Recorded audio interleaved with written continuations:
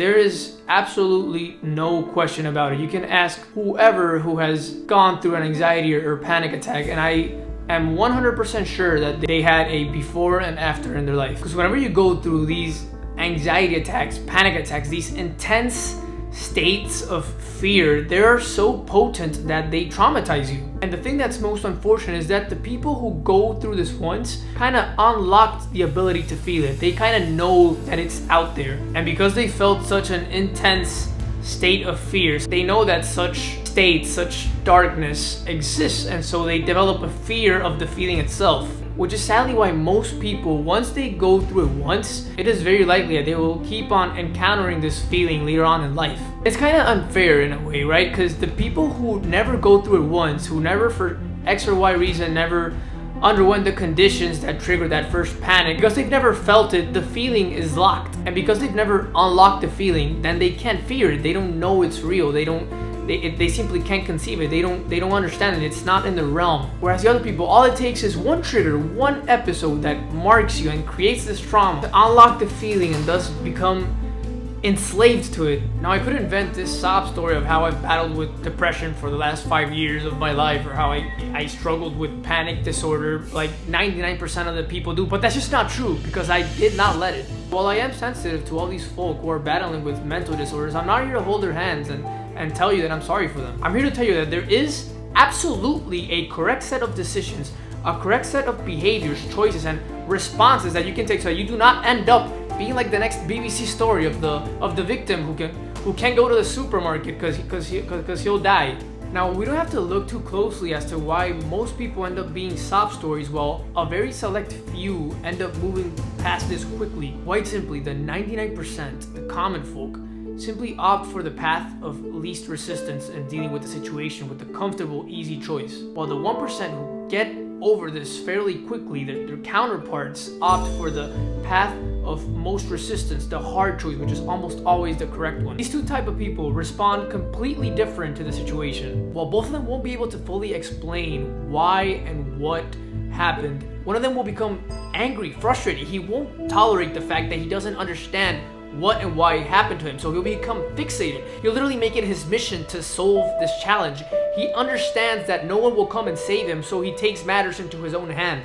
This is called responsibility. See, while your average individual, the sob story, while he stops after a couple of Google searches and he accepts the fact that this is his new reality and that he now has anxiety and that you don't understand, he kind of builds this expectation that it'll magically go away on its own. The other type of person just does not leave it to chance. He will literally go out of his way to profoundly understand what happened. He will literally go out of his way to buy a book on the subject if it is necessary for him to solve the issue. See, the regular advice tells you to forget about it, to move on, that it's mental. But what these people don't understand is that only applies to the people who haven't unlocked the ability, right? To the normal people who've never gone through the experience on their own. But for people who've developed the trauma, and you know if you've developed the trauma or not, hoping that it never comes back, not paying attention to it, ignoring it, it won't work, at least not for the long term. The only way that you'll get over anxiety and panic attacks is not by forgetting about them. It's by understanding it to a point where you disarm it, where you know all of its tricks, when you've seen it so much and you comprehend what's going on, so you're able to stop it in real time whenever the feelings resurface.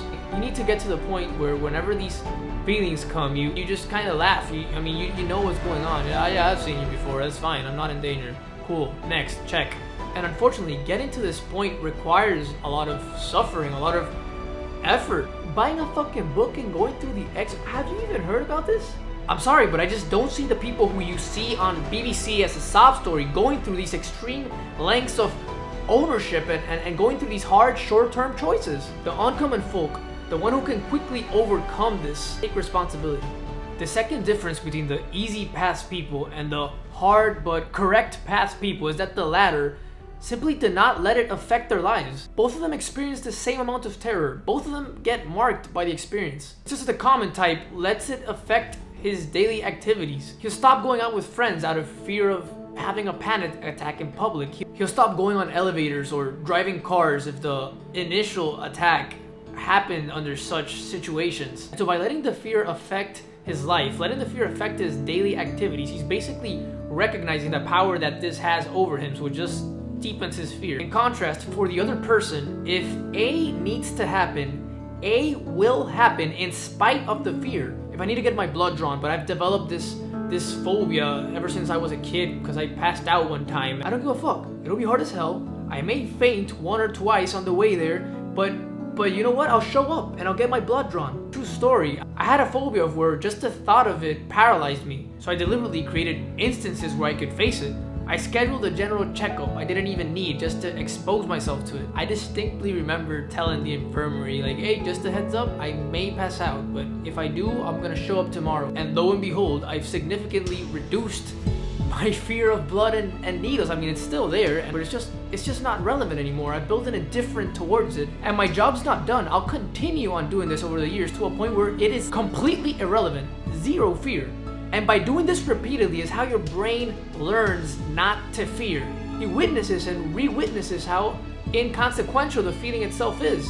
Actually, if you're one of the lucky few who can identify the triggers, who can pinpoint the actions that produce these fear attacks, then you have it on easy street because you know what to voluntarily expose yourself to in order to break free. You know what holds the keys to your freedom. Now it's just a matter of you growing the courage that is required to voluntarily expose yourself to a point where it no longer has power over you. And honestly, and I'm not trying to sound insensitive, but fuck you if you're a victim, because it is in your control for sure. The only difference that separates the common 99% and the uncommon 1% is just the courage that is required to stand up and expose yourself to them, because both of them will fear it. Both of them will feel that intense state of paralysis, of short breath. It's just that one doesn't let it affect his activities, what needs to be done. The final point I want to touch on, which separates the easy paths people versus the courage required paths people, is the fact that the easy paths people hide it.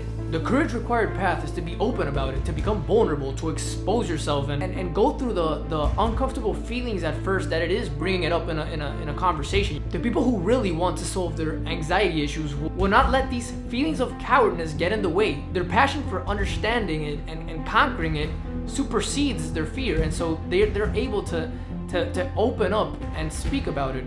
Think about it. It's 100% easier to hide it like a coward than to openly discuss it. While the common individual seeks comfort by hiding it, by delaying it, by not having the balls necessary to talk about it, the uncommon individual, in spite of the fear, in spite of the uncomfortability that accompanies disclosing such subject, will do it.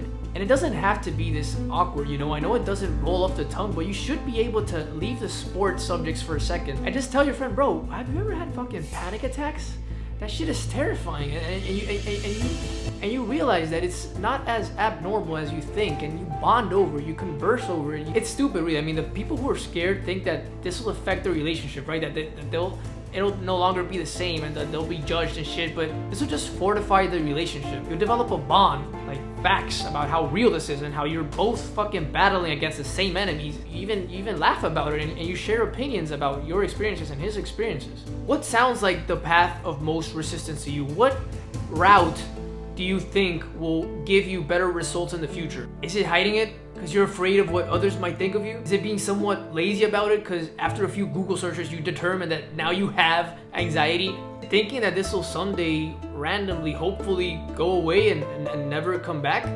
Or is it the complete opposite? Is it purchasing a book on the subject because you won't leave it to chance? Is it having the courage to be open about it, to be vulnerable, to be exposed to your friends and talking about it? How do you get over this shit? Talk about it. Own it.